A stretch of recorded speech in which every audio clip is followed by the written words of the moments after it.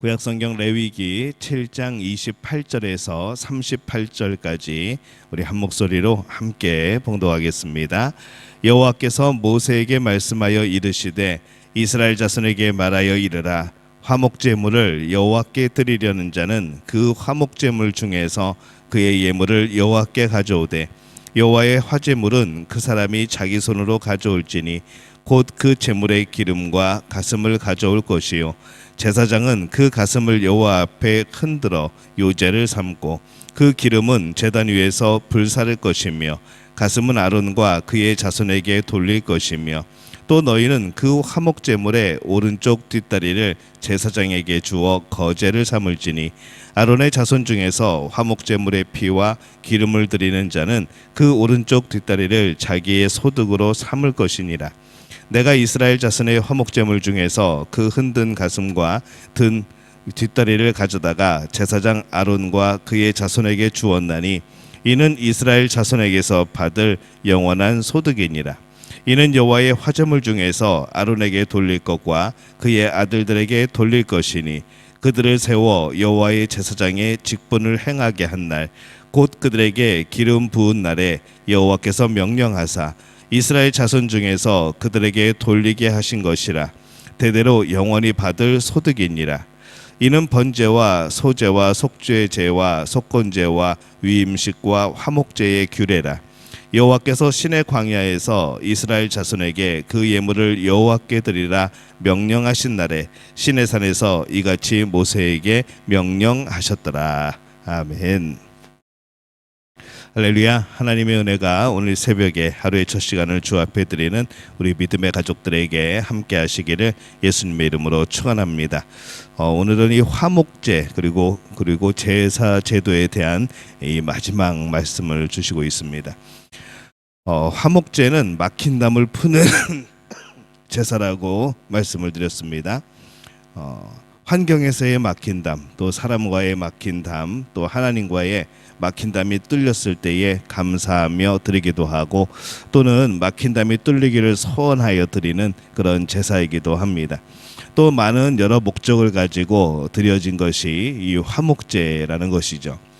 하나님을 사랑하는 고백으로 화목제를 또 드리기도 했습니다. 그것은 하나님과의 막힌 담이 뚫리는 것에 해당되는 겁니다. 이 다양한 일들 속에서 우리는 하나님께 화목제를 드릴 수 있는 것이죠. 이 화목제의 가장 큰 특징은 무엇인가 하면 이 제사자가 음식을 먹는 데 참여한다는 겁니다. 번제는 모든 것을 태워버립니다. 소제, 속죄제, 속건제는 이 제사장만이 음식을 먹을 수 있었습니다. 근데 이 화목제는 유일하게 이 제사를 이제 부탁한 사람이 음식을 함께 먹을 수 있는 그런 제사였습니다. 함께 먹는 정도를 넘어서 이 제사자가 그것을 주도적으로 먹게 되는 것이죠. 그래서 가족과 함께 먹기도 하고 가까운 사람을 초청하기도 하고 그랬습니다. 이것은 마치 집안에 잔치가 있을 때 교회 식구들에게 떡을 나누는 이제 그런 것과 비슷합니다. 근데 우리가 이 제사에서 기억해야 되는 것은 무엇인가 하면은 그렇게 자신들이 음식을 나눠 먹게 되어지다 보니까 자칫 잘못하면 하나님 앞에 드리는 제사라는 것을 잊어버릴 때가 있다는 것이죠. 이제 그것을 조심해야 하는 것이죠. 화목제도 그 본래의 목표는 취지는 하나님께 드리는 제사입니다.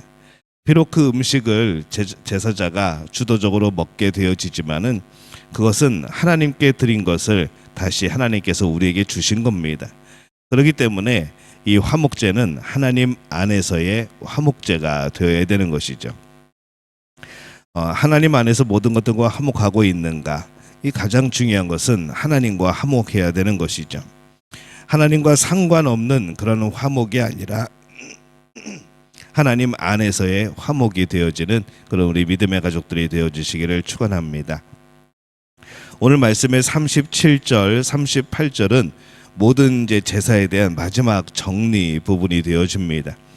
1장 2절부터 시작된 이 제사 제도가 7장 38절에서 이제 맞춰지게 되어집니다. 그래서 37절에는 이는 번제와 소제와 속죄제와 속건제와 위임식과 화목제의 규례라 이렇게 말씀을 합니다. 이 하나님께서 이스라엘 백성들에게 제사 제도를 주십니다. 제사는 그 백성이 하나님 앞에 서는 것이죠.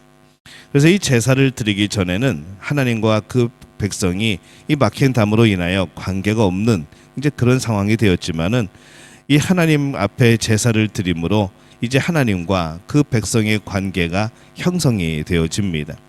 그 이스라엘 백성은 하나님의 거룩한 백성이 되어지는 것이죠. 오늘날 우리들에게 있어서 이 제사가 과연 무엇일까? 이 예배가 가장 유사한 하나님을 향한 행위가 되어집니다.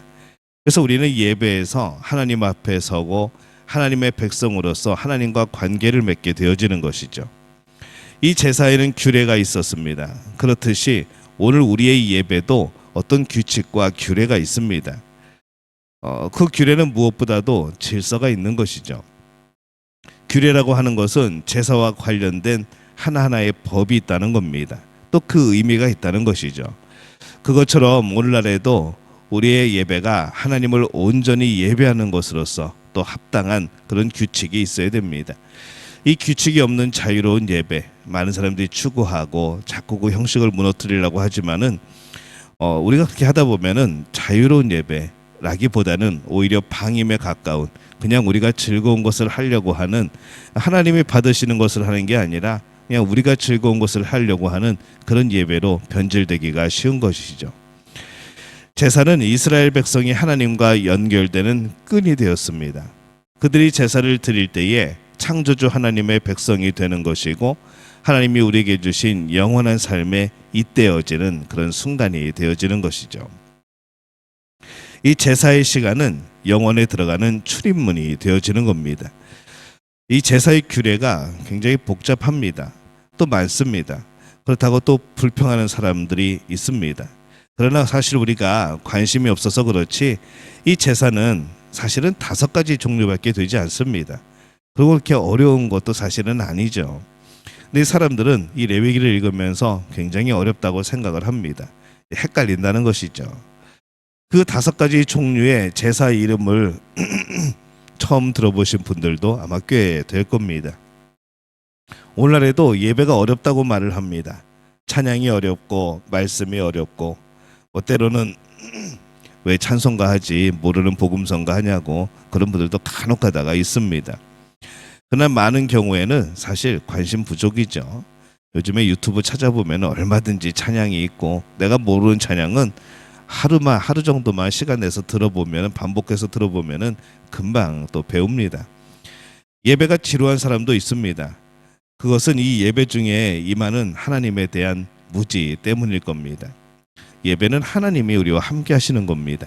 그래서 예배 초반에 예배로의 부름을 할 때에, 기도를 할 때에 하나님께서 이곳에 함께 하셔서 영광 받아 달라고, 우리 예배를 받아 달라고 그렇게 우리가 기도하고 시작하게 되는 것이죠. 그러니까 예배 중에는 하나님이 함께 하시는 겁니다. 제사는 하나님을 위해서 내가 선심을 베푸는 것이 아닙니다. 하나님을 위해서 인심 쓰는 자세로 그렇게 예배하지 말아야 하는 것이죠. 우리가 예배할 수 있음이 얼마나 감사한지, 내가 예배 자리에 나올 수 있음이 얼마나 감사한지, 이것을 감격함으로 예배하는 사람이 되어야 됩니다. 우리는 정말 예배하고 있는가? 그 예배는 우리를 올가매는 줄이 아니라 우리를 하늘에 들어 올리는 생명줄이라고 하는 것을 늘 기억을 해야 합니다. 그래서 예배에 힘을 다하시기를 바랍니다. 하나님께서 모세에게 명령하셨듯이 오늘날 우리에게 이 예배를 명령하고 계십니다.